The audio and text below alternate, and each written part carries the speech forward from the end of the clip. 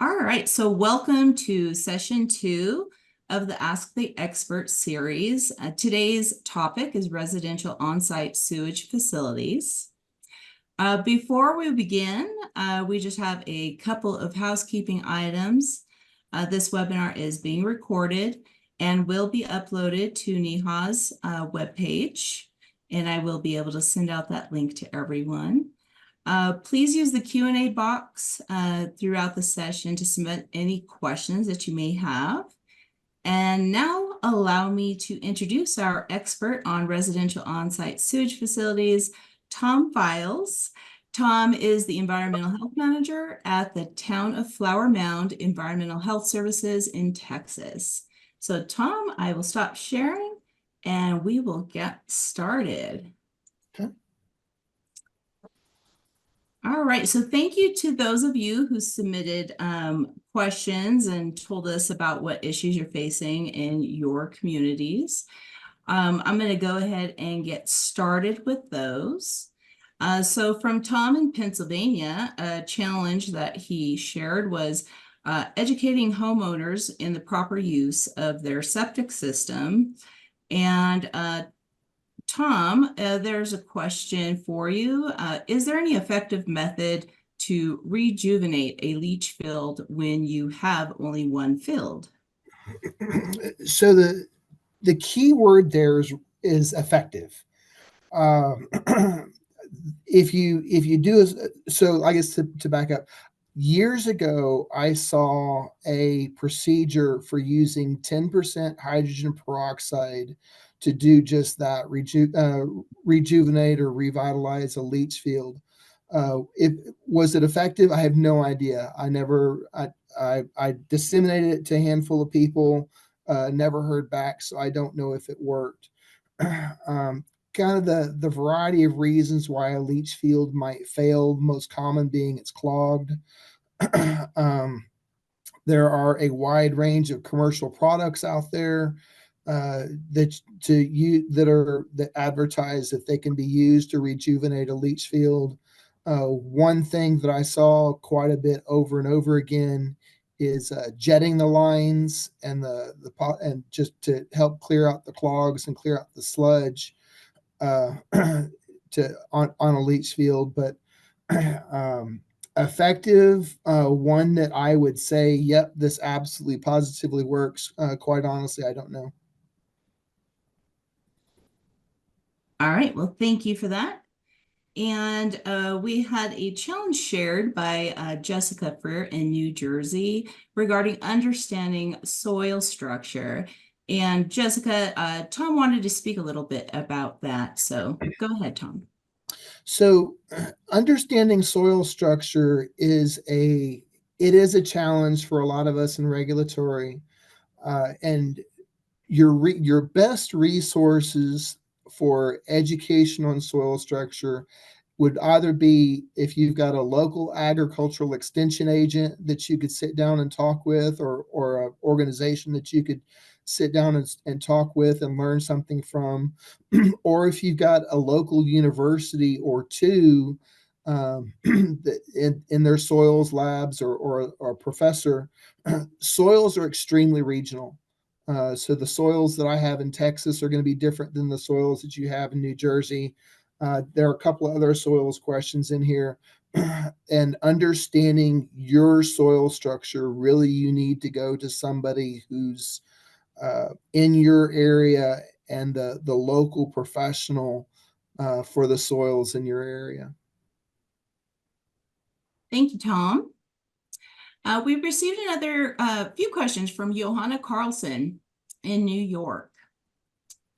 So Johanna asked, besides enhanced treatment systems and utilizing a professional engineer to develop a plan for system replacement, are there additional suggestions for these postage stamp properties besides developing public sewer? Being the huge fan of secondary treatment that I am, to me, you pretty much hit the choices that you have for when these, because we have the postage stamp size properties as well in my jurisdiction. Many of them are right on a lake. They were originally designed to be weekend lake homes that somebody would only use on weekends. The next thing we know, we've got people living in them 24/7, 365. Margaret, I see your response. Shared systems in Texas are not legal. Um, so that would fall back on your own codes. We call it a cluster system, and our own codes have strictly forbidden it. Um, so yeah, I mean, to me, um, I like the enhanced treatment idea. If it's not something that you can do, um, um, I guess that I'm going to jump forward on you, Nicole. So the next question that she asked: are there additional steps that you would suggest to inspect existing septic systems? So, in to I guess to kind of fill everybody in, um, uh, Joanna, they don't allow partial replacement. If a system fails, they don't allow just partial replacement of the system. They require the entire system to be replaced. Uh, I I struggle with that notion. I do. If a D box fails and because it gets out of plumb or out of level, if it fails due to tree roots or something like that, I think you should be allowed to replace the D box. That's just kind of me. And I guess that gets into the third question: partial system replacement.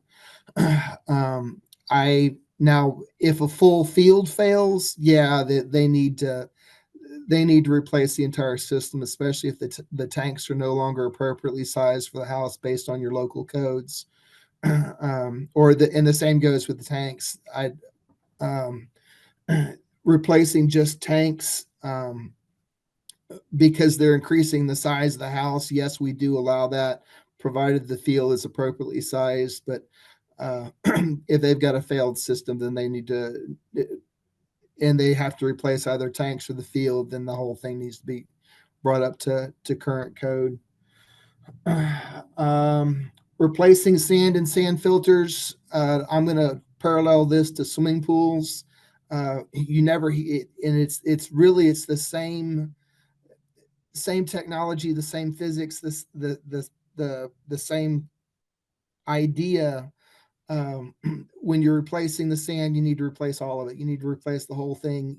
Yes, even though your builders have a point and that they're only using the top couple inches of the sand, but still, they need to replace all the sand in the sand bed and start fresh.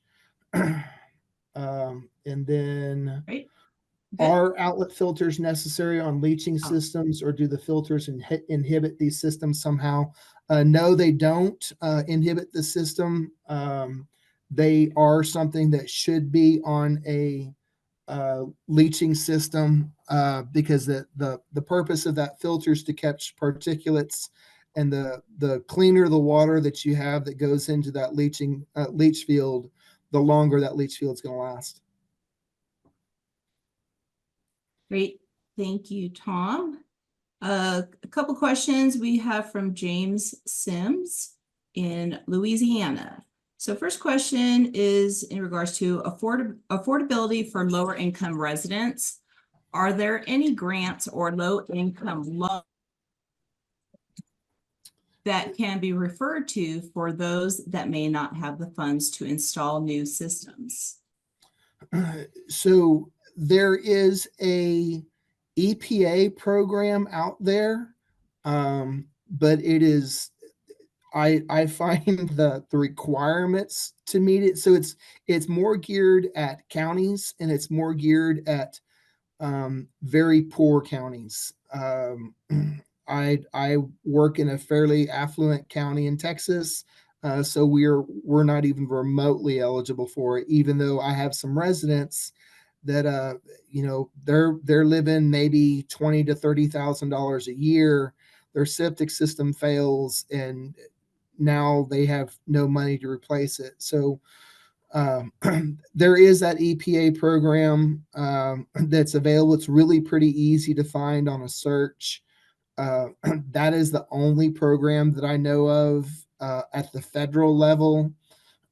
um, we are actually working, so we in Flower Mound are actually working on developing a program. One of the challenges is, okay, how are we going to fund the program?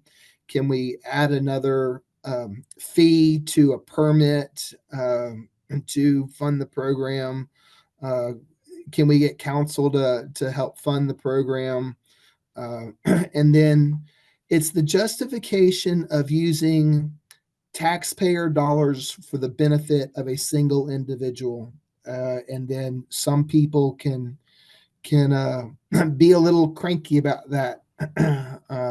So that's something to be careful of if you start developing your own program.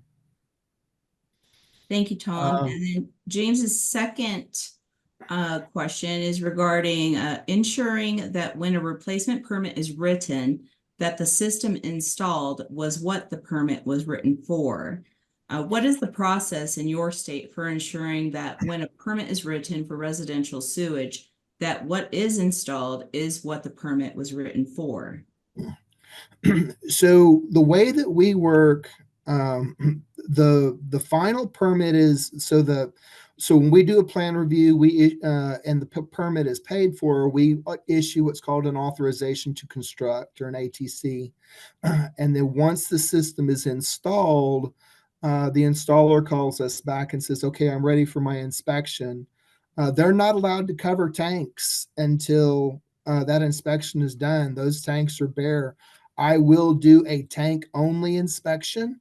Um, the Our own procedures allow me to do that. Texas code allows me to do it, but I'm supposed to charge for it. We don't charge for it. And then I can do a tank only inspection that allows them to cover up the tanks. And then I'll do a field inspection. We actually have the necessary equipment to measure slope, to measure depth, to measure to see everything. So they're not allowed to cover it up until it's inspected, and finally we issue the permit to operate. And it's really no different than the permit to operate a business. It's permit to operate an on-site sewage facility. Thank you, Tom. Our next comment and question is from Steve Schwannebeck in Wisconsin. He wrote, my experience is associated with my former occupation as a technician for a county planning and zoning department. The biggest problem is that much of the county's soils are not suitable for on-site treatment, limiting homes to holding tanks. Servicing the tanks can cost more than $1,000 a year. Because of the cost, the wastewater gets pumped onto the ground. Is there experimentation in developing an on-site wastewater system for soils with high saturation and redox rates? So there is. Texas A&M has it's actually a very nice OSSF research facility just outside of College Station. I haven't had an opportunity to get down there, but our Texas Environmental Health Association annual education conference is in College Station for the next 2 years, and one of those sessions, then we'll get out there to take a look at that facility. But they are actually doing research on just this issue. I'm sure our being next door to Louisiana, who has very similar issues, helps. They have a program called eFlow. E is an Edgar Flow, that is just for that. Um, One of the I guess I was encouraged by a friend of mine to not mention water reuse, but I'm going to mention it anyway. But with the eFlow, Texas A&M constructed a wetland uh, with a line bed pea gravel, and they did get a decent 30% reduction in output, and then reusing the water in something like a greenhouse or something like that. Uh, but um, Steve, I hear your pain. Our Louisiana cohorts do as well.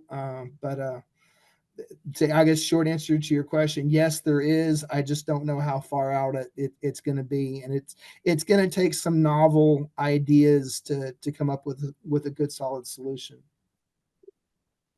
Thank you, Tom. And we had another comment and question from Lindsay Strong in Wyoming. She wrote, for me personally, I think a lack of training is an issue. I also think that enforcement is difficult without support at higher levels or legal branches. We are also not engineers at my office, so we sometimes struggle with more complex systems. We are generalists as well, so we don't always get enough time to focus as we'd like. What training options are available, especially for generalists?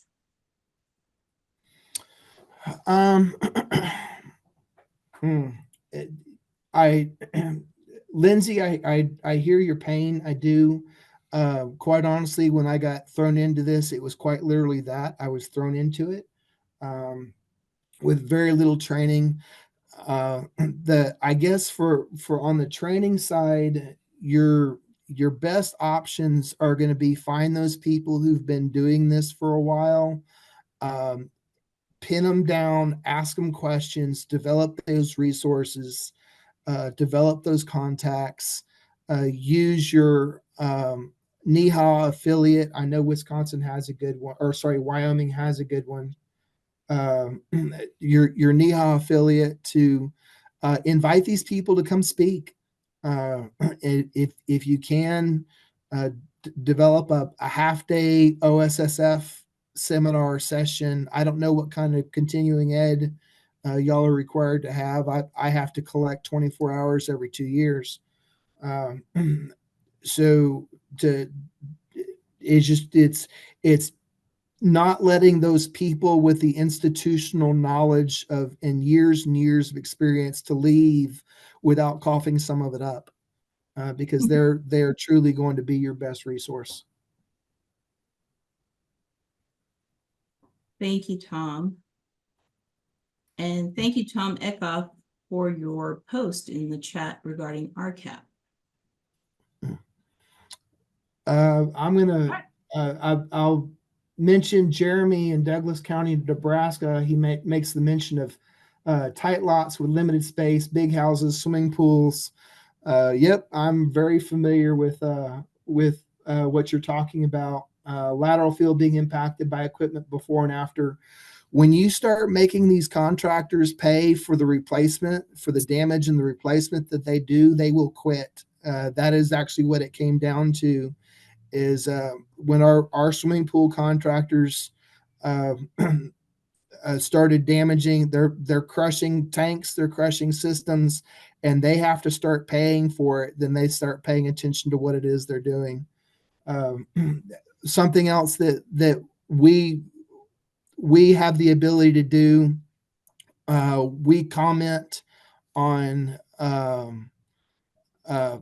pool permits that are being built from a septic standpoint. And one of the things that they have to show is access. And if they're showing access and they're driving across the septic field, I make them come up with something like, tell me how are you going to protect that septic field? NAURA, yeah, I did see that. Yeah, NAURA is a great resource. Or if you've got a local affiliate of NAURA, the same. Texas has its affiliate, so NAURA is a great resource for training.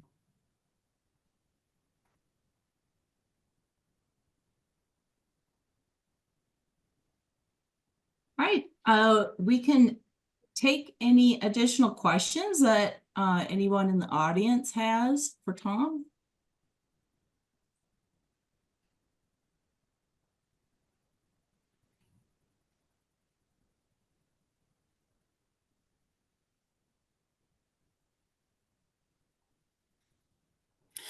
I'll comment on Karen's statement. and it kind of goes back to, I guess, something that was mentioned earlier: failures in small communities that are on wells and no room for a new field. Again, I have houses that you have a house on a lot and a septic system. That's all you have, because, and I mean, sometimes these are quarter acre and less, and you've got a 2,000 square foot home. Now, granted, aerobic is real common for us, so it's not the sizable system that some of y'all have, but yeah, we end up with with a, and there's not a tree on the lot. You have a house and a septic system, and that's it. And um, I again, I understand the frustration. I worry, 20 years down the line, when that field fails, the only option they're going to have is rip out the field, churn the soil, get it to where it'll take water again, or do a soil replacement. That's the other option. Wow. All right, we have a couple questions for you. One from Alan. Okay. What is NAURA for us novices? Oh, sorry, National On-Site Wastewater Association. Sorry. No worries. Yeah, National Uh, On-Site Wastewater Association, NOWRA. yeah. And Ellen also asked, do you have mounded systems in seashore areas in Texas? Um, we do. They're not all that common. Um, most of what we have beachside is aerobic drip. All right. If they go subsurface, it's an aerobic drip. If they go or they'll go surface application, which is legal in Texas. Got it. And we have another question from Joshua. Some towns in Massachusetts have a bylaw written into their local regulations that require the engineer or system designer to be present for the open hole inspection as well as the final.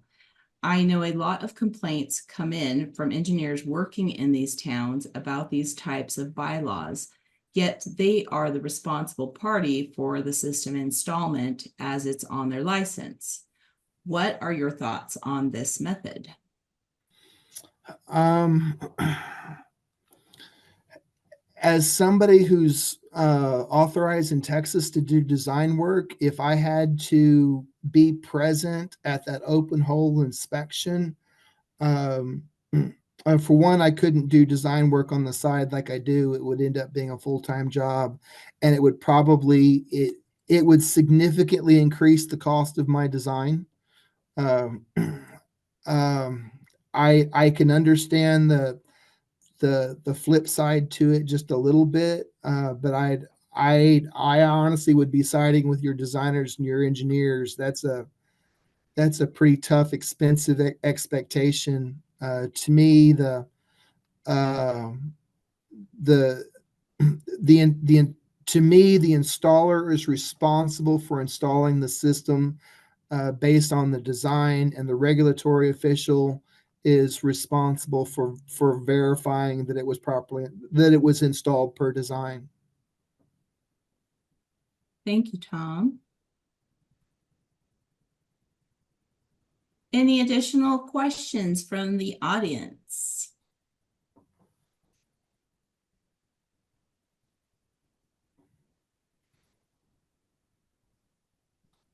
Let me check new messages.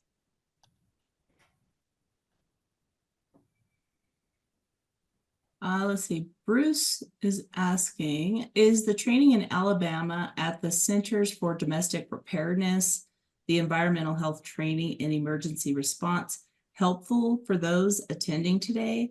Or is that more for emergency response specific training? Ooh, I don't know anything about that training.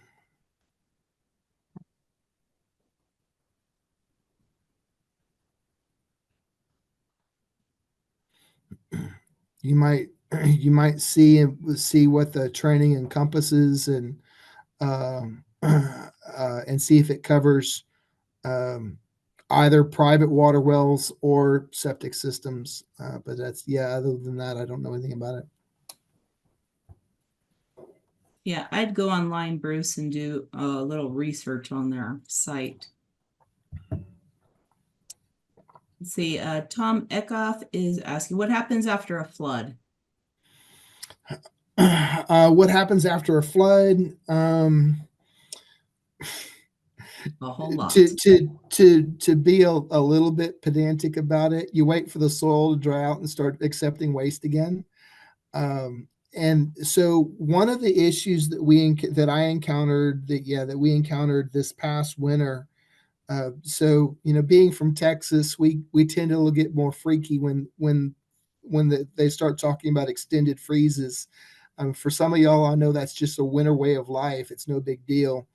Um, so and then teaching people that, okay, if you're going to drip your faucets, you need to catch it in a bucket and then throw it outside, not drip your faucets and run it through the septic system, because then you overload the septic system. So I actually had multiple complaints and dealt with multiple overloaded septic systems. And really the only thing that I could encourage them to do was reduce their water usage and let Texas be Texas, and dry out a little bit. Good advice, Tom. And Jennifer, thank you for your comment in the chat. All right. Any last questions before we close out? A few minutes left.